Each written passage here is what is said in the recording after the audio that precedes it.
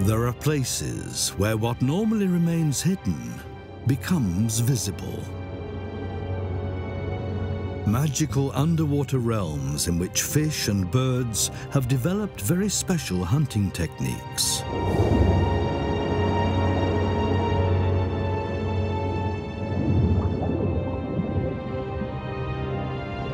The creatures live here in an element that has become rare. Clean groundwater. But what is this treasure that so few of us know about?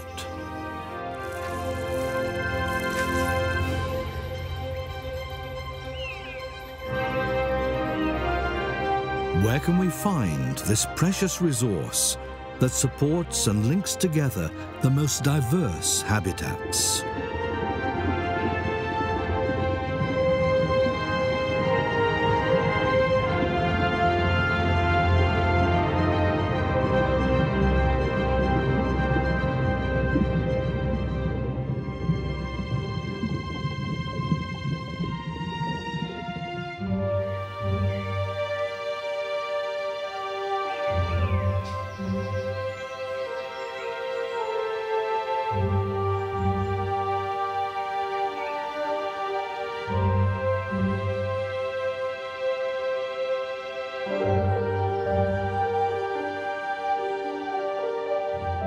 Hidden in the Upper Rhine Valley, between the Black Forest and the Vosges, is a place you wouldn't expect on this plateau. A spring in the middle of the valley. It feeds a small pond. Its water is a constant 11 degrees Celsius. On cool days, it steams, just like a heated jacuzzi.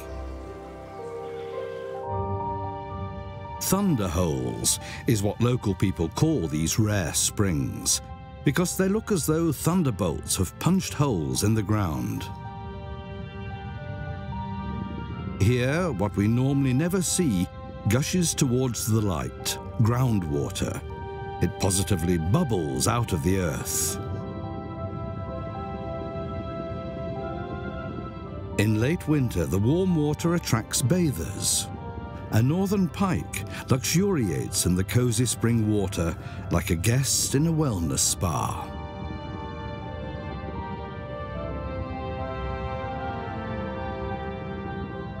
The groundwater has only limited oxygen, so the trout is a little short of breath. It's especially in spring that the male pike gather in the warm pool.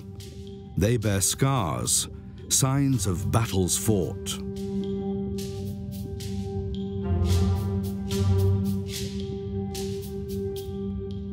Gradually, more and more pike arrive. She is the object of their desire, a large female pike. Her abdomen is bulging with eggs.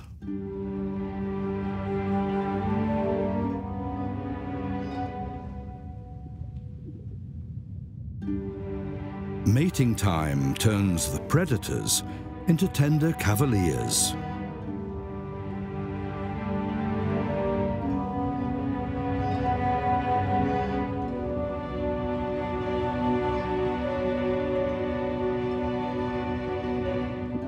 For weeks, the suitors don't let the female out of their sight. They don't want to miss the decisive moment.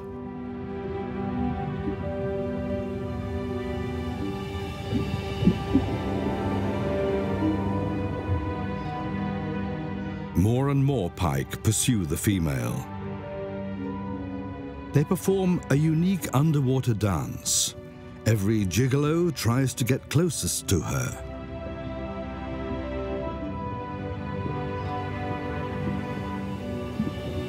With a whip of her tail, the female releases hundreds of tiny eggs, to which the males add their sperm. It's a love dance which leaves the question of paternity open.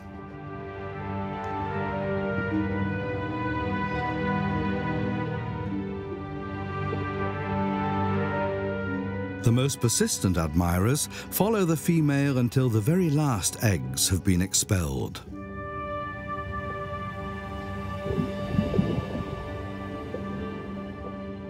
thereby begetting more progeny than the other suitors.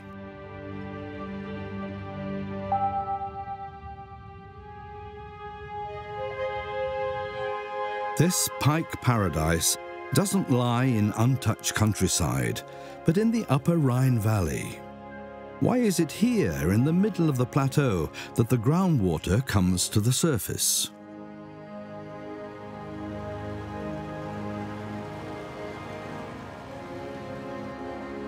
The Upper Rhine Valley is like a huge basin surrounded by mountains, which were pushed up 50 million years ago. The Black Forest to the east, and the Vosges in the west.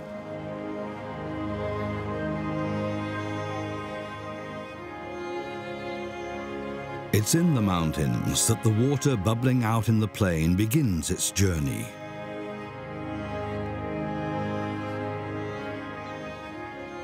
Up here, it's colder than in the valley.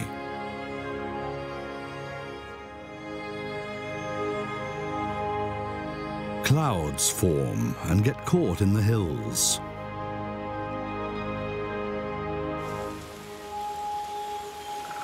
Rainwater collects in many small streams.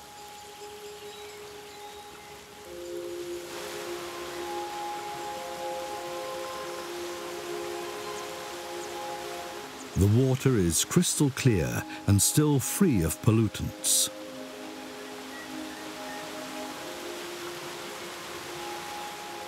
It's so clear that, with a bit of luck, a very rare creature may be spotted.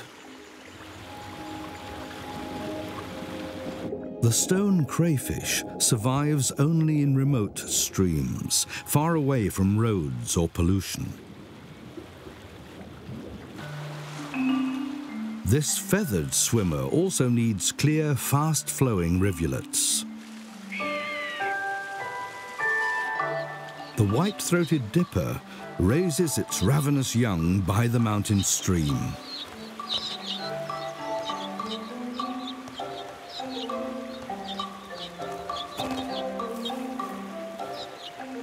It's the only songbird in the world that can dive.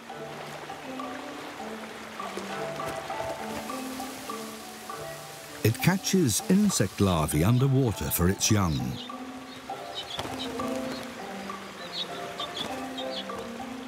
It dives scores of times. The fledglings keep her busy around the clock. This dipper has perfected its hunting technique. It's caught a caddisfly larva, not to eat, but to use as bait.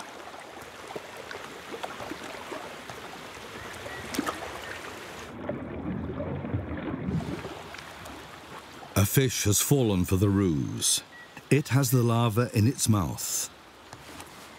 But it and the larva end up as bird food.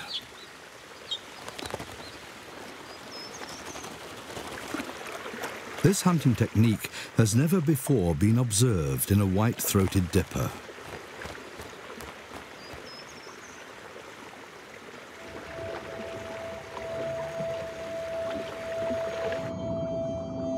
Also in pursuit of insect larvae are small fish like the common minnow.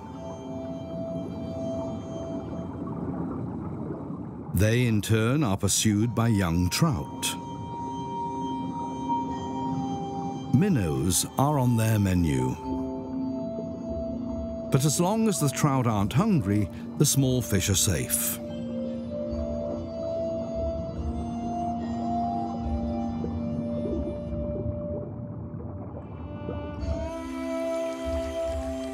The mountain stream flows on down towards the valley. The streams join together into rivulets, which finally empty into the Rhine.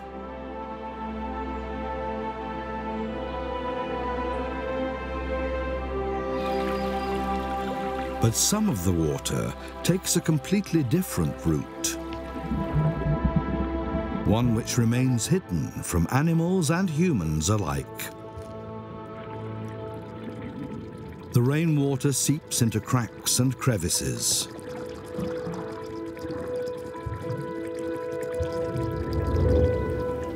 It meets with impermeable rock and flows underground into the Upper Rhine Valley. There it joins up with still more groundwater, which comes from the Alps, to form Europe's largest groundwater reservoir. It extends across the whole valley like an invisible river. At some places in the valley, the groundwater appears again. Where the soil is loose, it takes the path of least resistance to the surface.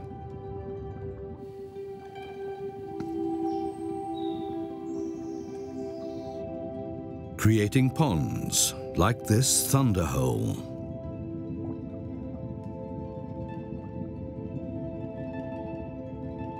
It's not just the pike who appreciate the constantly warm groundwater.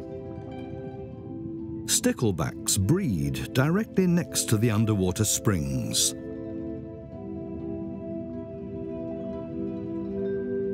It's the male that takes care of the brood. It fans fresh water and therefore oxygen over the eggs. And keeps uninvited guests away from the breeding ground. What looks like a twig is a caddisfly larva in its armor plating made of plant remains.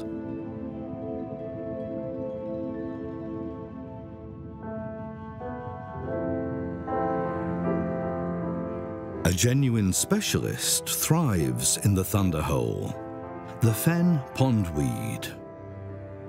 It feels at home here because the spring contains very few nutrients, like nitrates and phosphates.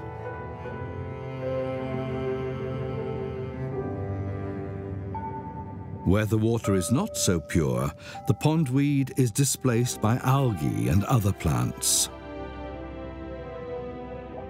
Sometimes a koipu will visit the waters. These large rodents originally came from South America, until some of them escaped from fur farms in Europe.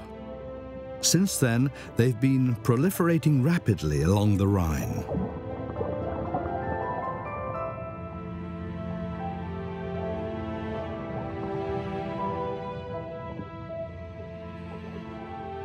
Koipus are herbivores, and they feed mainly in the fields bordering the rivers.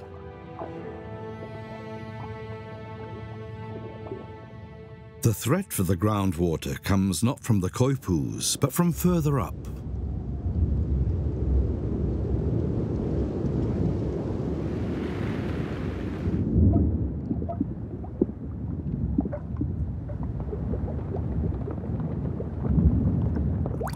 The problem comes when the rain turns into a cloudburst. Some days the rainfall is as much as otherwise in a whole month.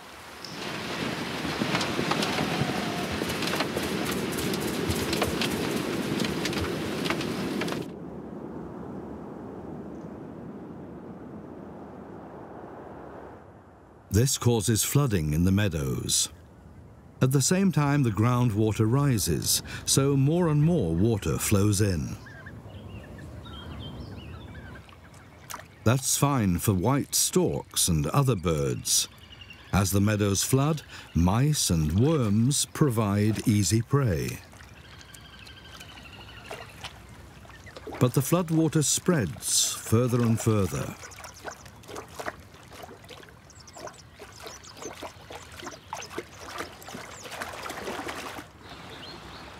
And finally reaches the river, full of groundwater.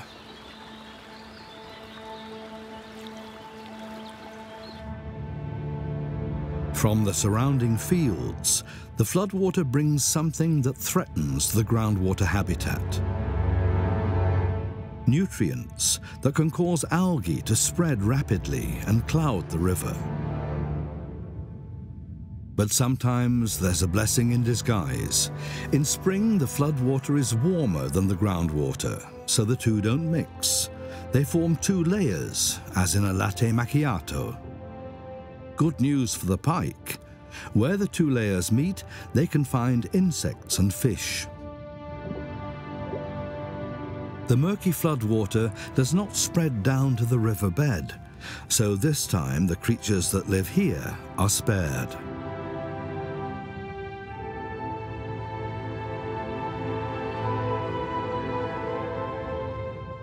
The cloudy water makes everything dark below, which wakes up a nocturnal eel.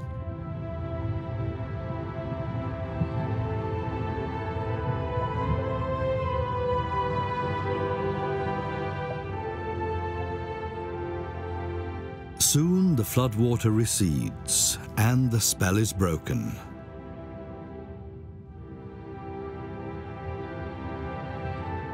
But the flood has left something behind in the spring river. A European chub. The fish was washed into the thunderhole. Not a good place for a chub. The pike are just waiting for a meal. The small fish keeps very still, otherwise its fate would be sealed. The highly sensitive sensory cells on the head and flanks of the predator detect even the smallest movement in the water. Can the chub remain undiscovered?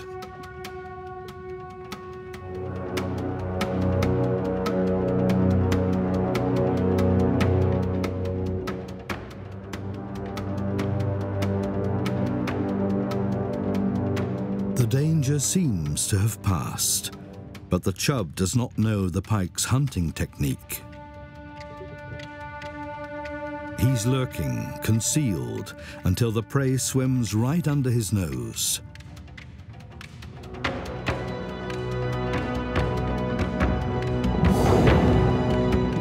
A narrow escape.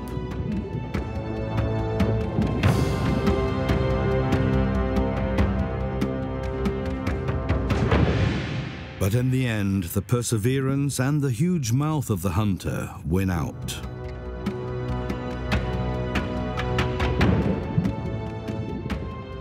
If a fish swims in front of a pike's mouth, a reflex reaction snaps it shut.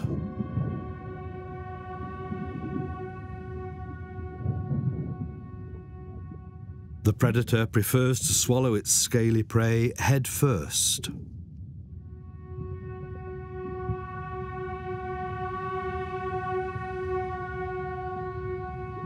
Without the constant flow of groundwater, there'd be no thunderhole here, and no pike. The groundwater has created a wild habitat that's species-rich. In the immediate neighborhood, though, it's man that determines what grows and what doesn't. The spring is surrounded by fields. The more intensely they're farmed, the greater the threat to the groundwater.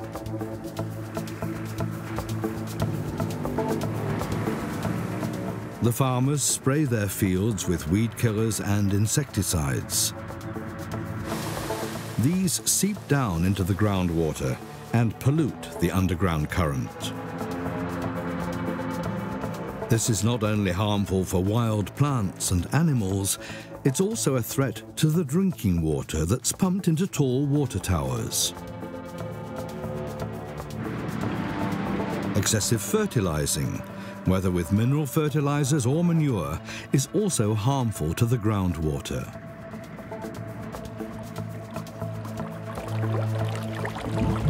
Whatever gets into the groundwater reappears somewhere else. The nutrients contained in fertilizers pollute the delicate wetlands. The result is that algae overrun everything else.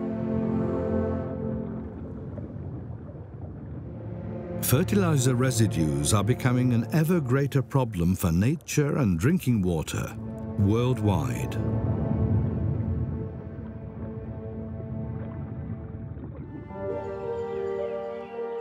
This also applies to the Upper Rhine Valley, where hardly any land remains unused. A few wetland areas survive simply because of the groundwater. It forces its way out of the ground in hollows, making the land too soggy for cultivation. Lakes and reed beds are formed.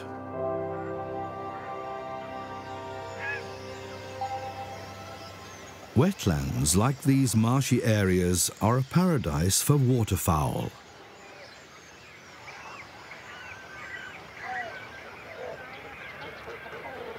Great cormorants have chosen one of the few trees in the marsh as their common roost.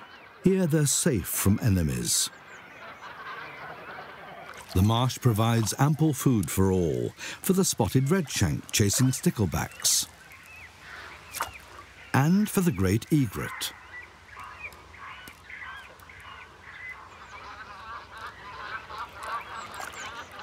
The cormorant has set itself quite a task.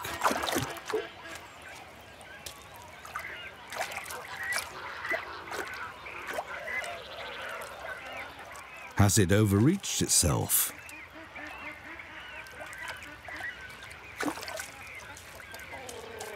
It's all just a question of technique.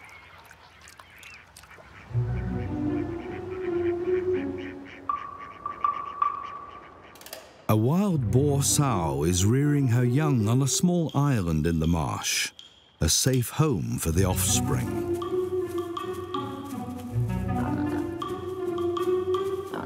But to find food, the family must also leave its haven sometimes.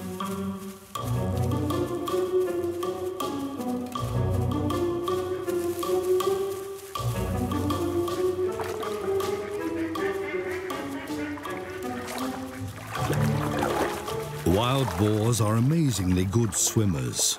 Otherwise, they couldn't be island residents.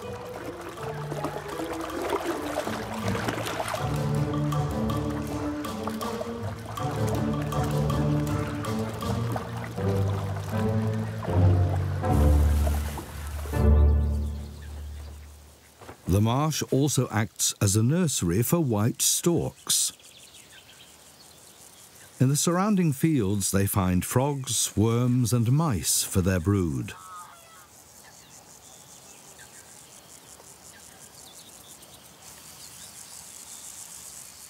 The marshy meadows are also an El Dorado for flowers and insects.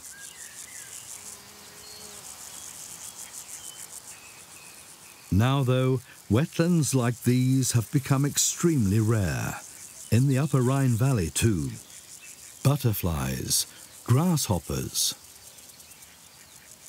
and spiders only breed in meadows that are not intensively cultivated and only mown in the season. Then even very rare flowers can flourish, like wild gladioli.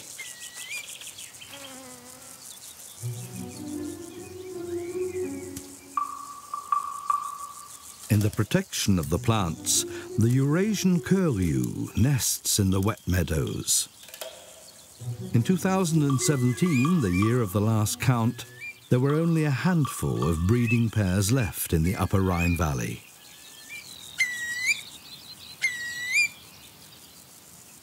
From year to year, there are fewer and fewer fledglings looking for food.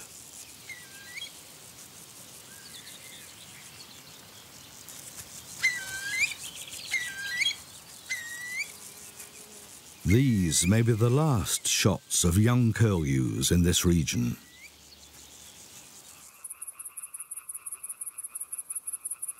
When night falls on the marsh, other animals make themselves heard. Dusk is the starting signal for countless thousands of eager voices. Together they launch into a many-voiced concert of chirping and croaking.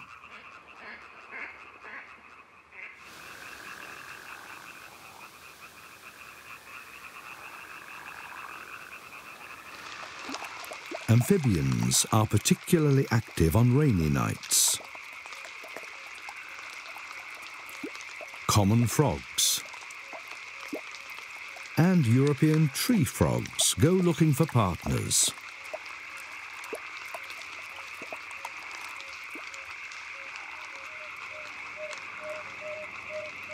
Yellow-bellied toads or edible frogs, all of them try to attract a partner with their croaking. But sometimes a deadly enemy comes along instead.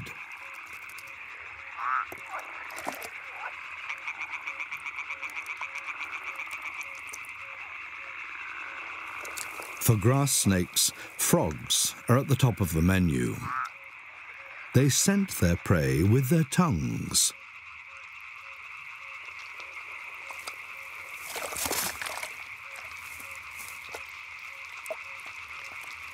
It's tough on the frog that the snake can dislocate its jaw. So it can eat prey that's quite a bit bigger than it is itself.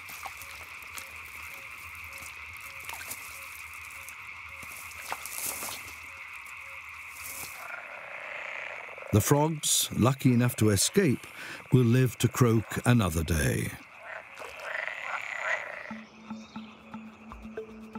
The marshland is a small oasis in the Upper Rhine Valley, created by the groundwater, which links perfect habitats like wet meadows, pools and rivulets, and keeps them alive.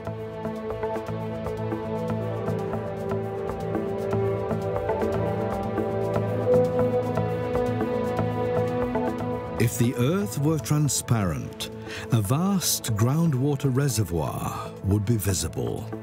Far mightier than the Rhine, the underground river flows slowly to the north.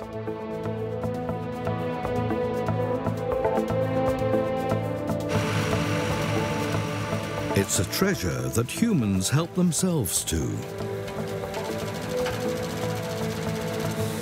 Farmers grow maize in huge monocultures. The maize flourishes splendidly in the sun-drenched Upper Rhine Valley, especially when it's watered. Some of the sprinklers are kept running even during the hottest hours of the midday sun. What the plants don't take up evaporates in the summer sun, which takes its toll. The groundwater can sink by up to 2 centimeters a day in July. Streams fed by the groundwater dry out.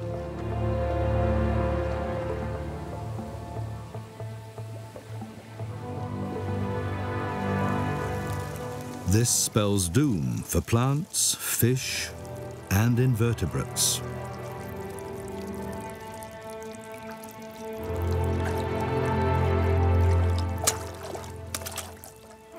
This summertime wave of death can only be avoided if the farmers of the Upper Rhine Valley use the groundwater more sparingly.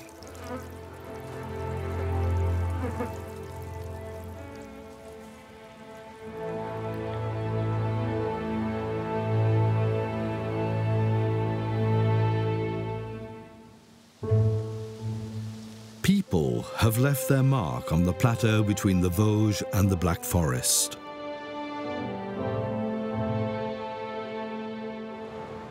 Even right next to the Rhine, they have radically altered the landscape.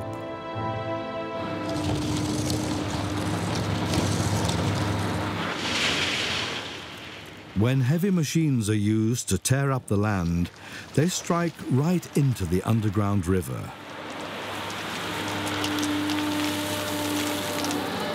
Every new hole immediately fills up with groundwater.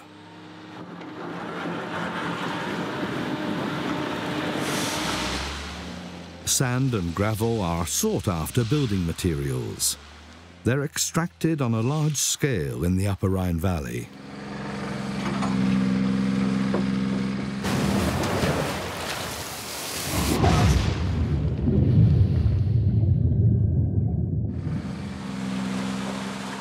But what starts out as an act of destruction can become a second chance for nature.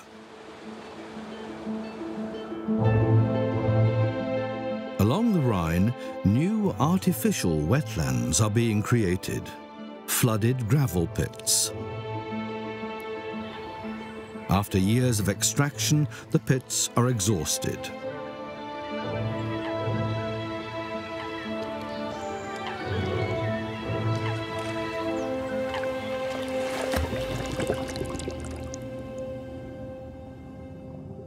Nature quickly gains a foothold again in the shallow shore areas.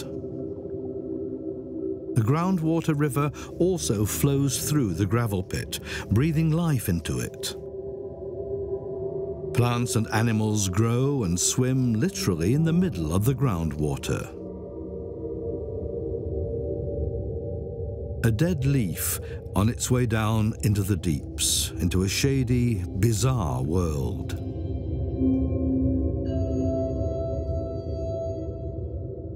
The artificial light illuminates places to which sunlight hardly penetrates. 30 meters below the surface, there are hardly any plants anymore.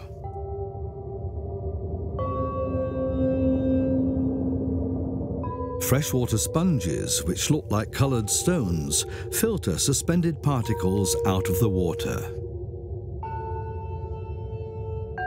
Sometimes they serve as cozy places to sleep.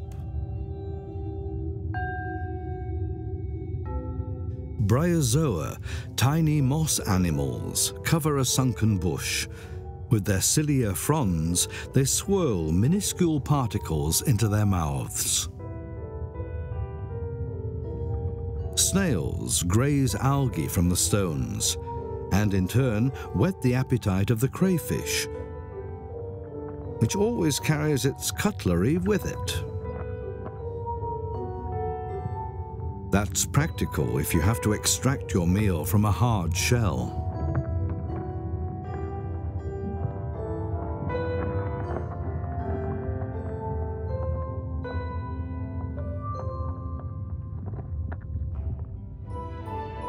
At a depth of 50 meters, creatures wait for everything that sinks down here. The decomposers. They include lake fly larvae and flatworms. They feed on dead plants and animals.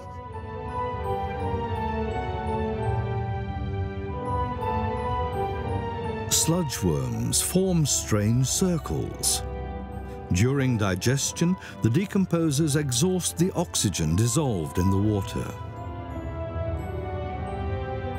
Freshwater sponges then die and are eaten by amphipods.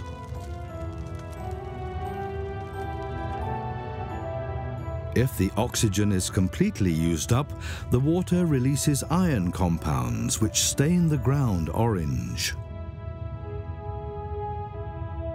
White bacterial lawns also grow here. Natural spectacles which can only be seen for a few weeks in the year. If oxygen-rich water arrives in the depths again, crustaceans and fish return. The dark underwater world is open to them once more, and they're off hunting for food. Like pioneers on an alien planet.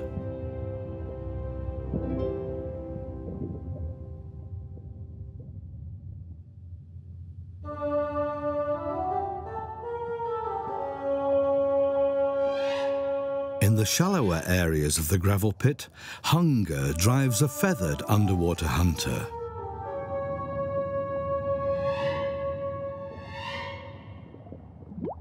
A young great crested grebe is off on one of its first hunting ventures. The lake is teeming with fish.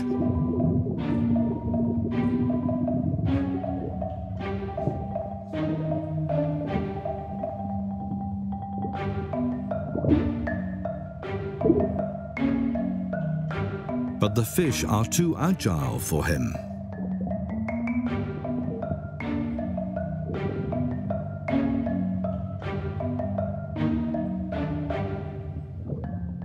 So the grebe dives even deeper, driven by hunger, into the plants.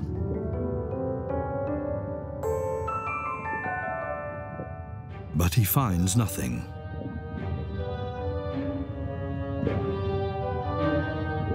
And then there's the question of breathing.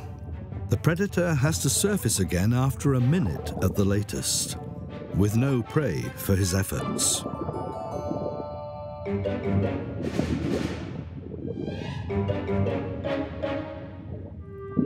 Then he notices that one of his relatives is more successful.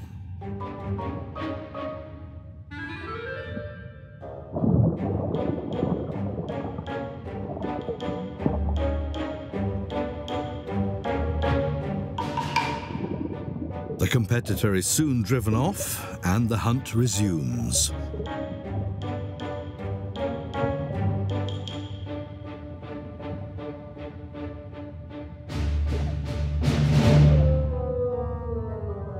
Finally, the tactic pays off. A fish hiding among the plants is caught in a lethal trap.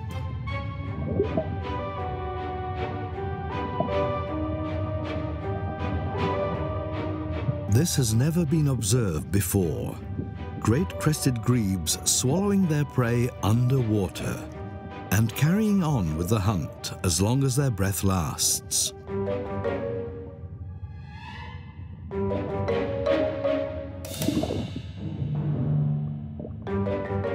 Up to 3 fish per dive disappear in the grebe's beak.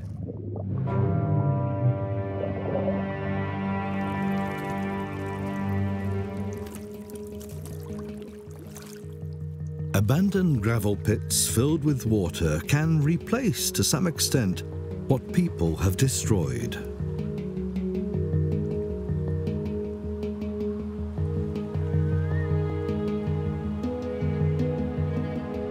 The river that gave the Upper Rhine Valley its name is no longer a wild, natural river. It's been converted into a shipping canal.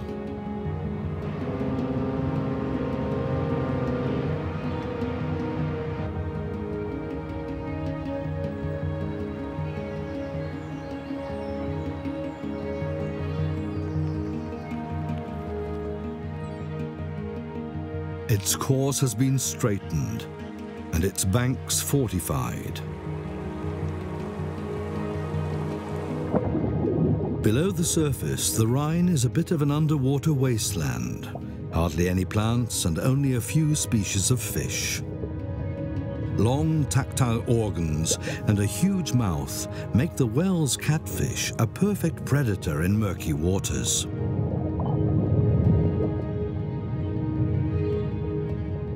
What remains a mystery is why these giant fish, up to 2.5 meters in length, regularly collect in large groups, and always in the same place. The catfish don't gather for mating or for hunting together. Could it be that they're just looking for contact with each other? The barren underwater landscape offers hardly any hiding places, with a few exceptions. Gobies make their home among the bottles and stones. Since the turn of the millennium, these groundfish have been migrating via canals from the Black Sea to the Rhine. They have hardly any natural enemies in their new home, but they do have a huge appetite.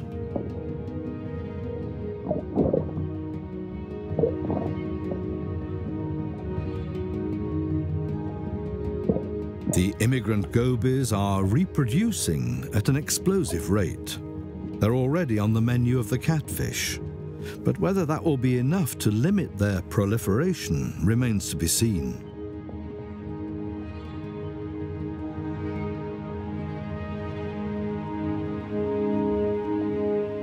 The straightening of the Rhine began in 1817. Towns and agricultural land developed where the river once formed meanders. Since the beginning of the 20th century, the Rhine has been navigable for large ships. Many of its lateral branches were drained. Others were cut off from the Rhine by embankments.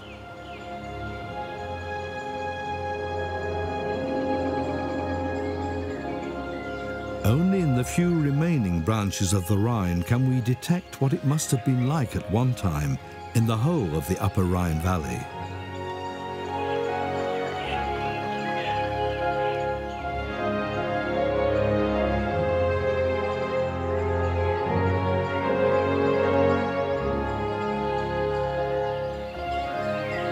An intertwined labyrinth of water and land. An underwater jungle, hunting grounds for waterfowl and fish.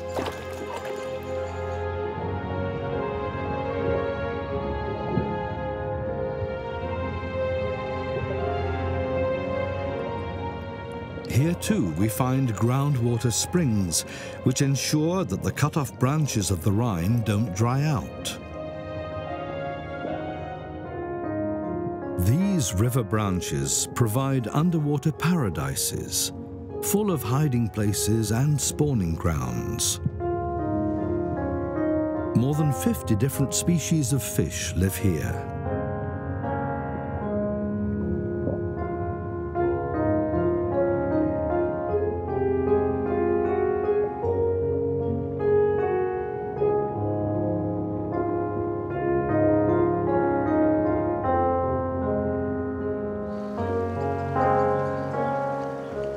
Where a lot of water flows through the river branches, strange creatures gather to breed.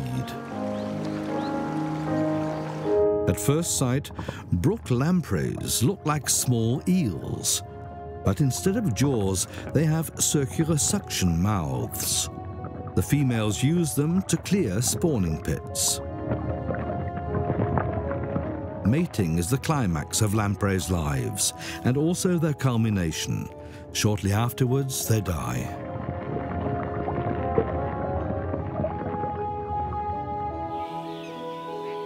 Very few of the Rhine's former branches are in such good condition as these idyllic lamprey spawning grounds.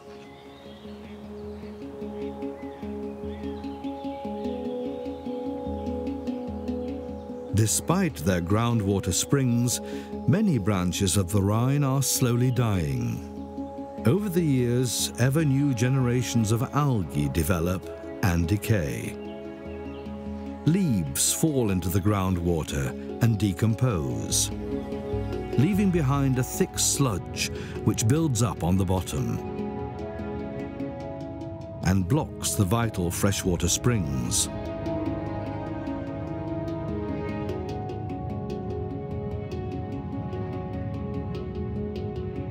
Contact with the groundwater flow is broken. In the stagnant water, the oxygen content falls.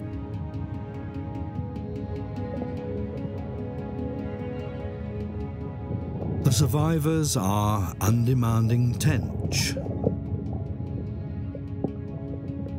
common carp,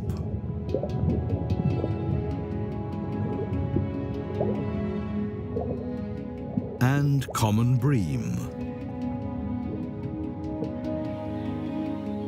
In some places, there are still a lot of larger fish to be found. But the former biodiversity is lost.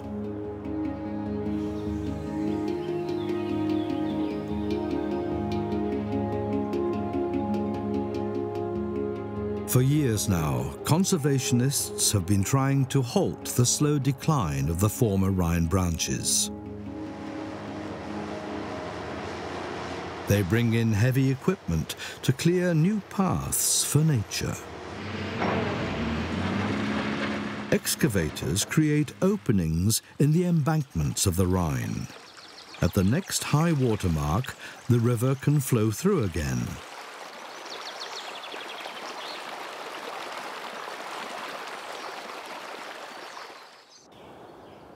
Channels conduct the river water deep into the forests, which have long been cut off from the river. The river water flushes the sludge away from the bottom, which opens up the groundwater springs again. This restores a habitat that's dependent on the ebb and flow of the water, the alluvial forest.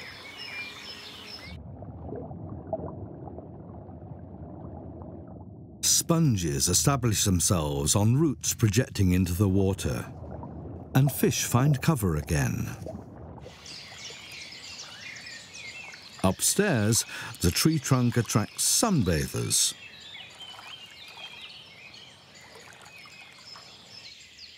The water and the forest revive each other.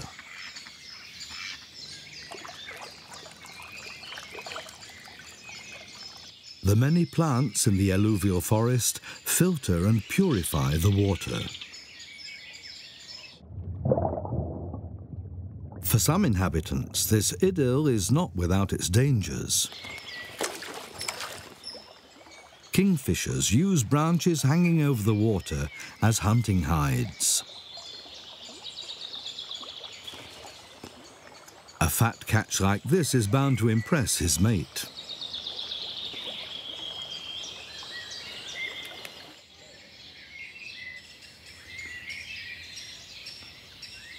Some especially sunny spots attract animals that used to be very common along the Rhine.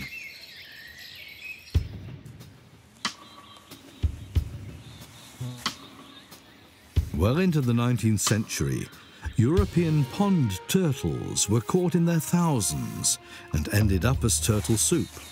The straightening of the Rhine did the rest. The species died out along the Rhine.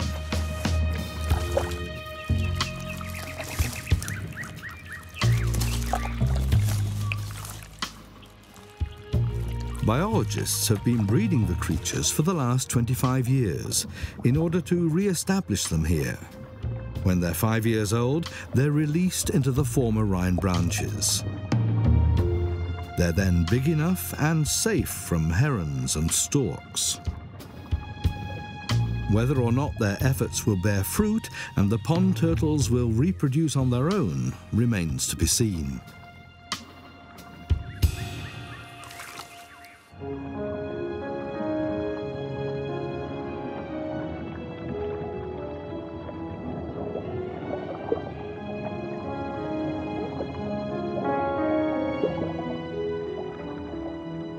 The water and wealth of plant life attract winged beauties.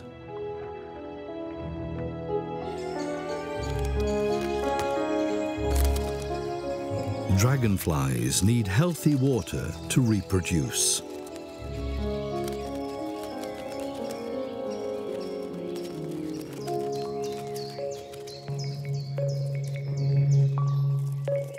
Most varieties mate near the water itself.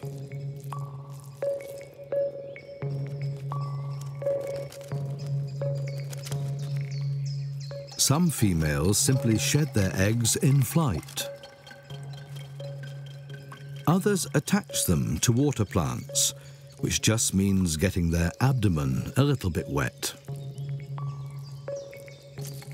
A pair of common blue damselflies in tandem flight go looking for a place to lay their eggs. Then something remarkable happens. The female crawls down a stalk underwater and threatens to take the male down with her.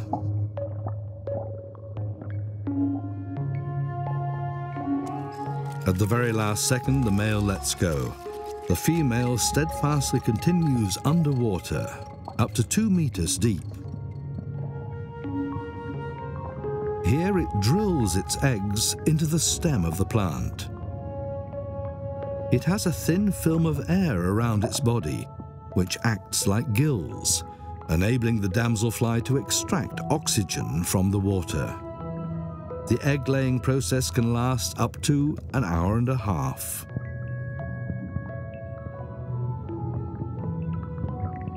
This far beneath the surface, the eggs won't dry out, even when the water level in the Rhine branch drops.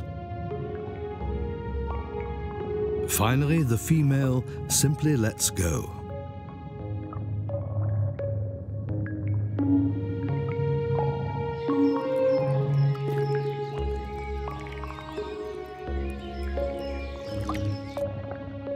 But the surface tension prevents the female from flying away.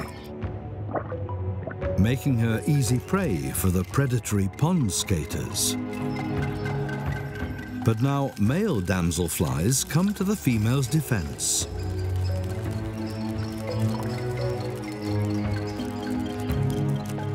But that's not the end of the airborne rescue operation. A male damselfly tries to pull the female out of the water, not totally selflessly. He wants to mate with the damsel. But he's not alone in that. He has to fight off a whole swarm of competitors.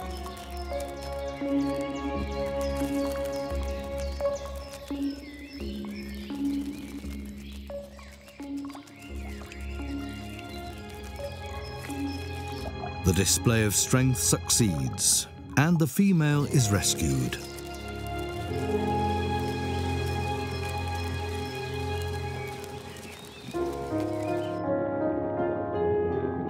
Without the all-important groundwater, none of the stories of the dragonflies, the great crested grebes, or the pike in the Upper Rhine Valley would take place.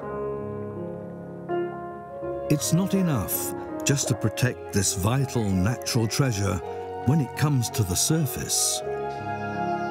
The Rhine branches, gravel pits and thunderholes are, after all, only the visible parts of the groundwater that flows beneath our feet.